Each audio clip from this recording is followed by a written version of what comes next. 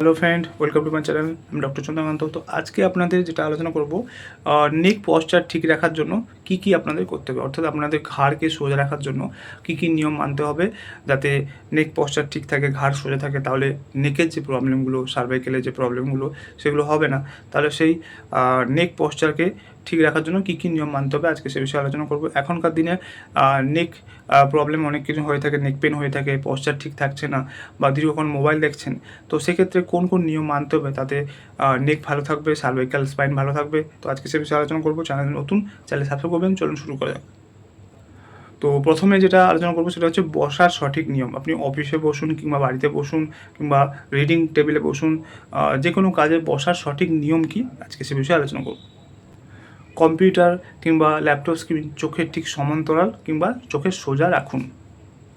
Phone ব্যবহারের সময় ঘাড় ঝুঁকিয়ে ফোন না দেখে হাতের কোনোই উঁচু করে ফোনটাকে চোখের লেভেলে, চোখের সোজা রেখে ফোনটাকে ইউজ করুন বা ফোন ঘাঁটুন।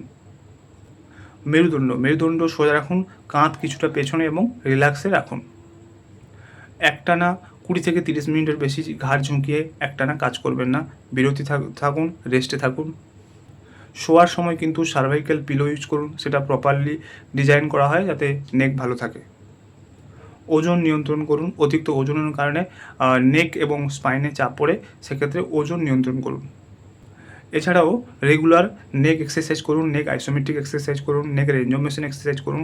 তো প্রপারলি কোন কোন এক্সারসাইজ করবেন, যে কোনো ফিজিওথেরাপিস্টের কাছে যোগাযোগ করুন এবং নেকের রেগুলার এক্সারসাইজ করুন। এছাড়াও খুব বেশি যদি ব্যথা হয় তাহলে নেকে হট ওয়াটার ব্যাগ কম্প্রেশন দিন এবং রেগুলার এক্সারসাইজ করুন, পোস্চার ঠিক রাখুন। তো কোন কোন নিয়ম মানতে হবে আজকে সে বিষয়ে আলোচনা করলাম। এটা প্রত্যেকেরই মানা উচিত, প্রত্যেকে নাহলে ঘাড়ের সমস্যা হবে, নেক পেন হবে। তো যারা যারা টেবিলে বসেন, টেবিলে কাজ করেন, কম্পিউটারে কাজ করেন, রিডিং যারা পড়াশোনা করেন, তাদের ক্ষেত্রেও এই নিয়মটা একই। এই ঘাড়ের যে প্রপার নিয়মটা আলোচনা করলাম, এগুলো ফলো করুন, অবশ্যই ভালো রেজাল্ট পাবেন। তো আজকে ভিডিও এই পর্যন্ত। চ্যানেল নতুন, চ্যানেল সাবস্ক্রাইব করবেন, ভিডিও লাইক করবেন। Thank you for watching.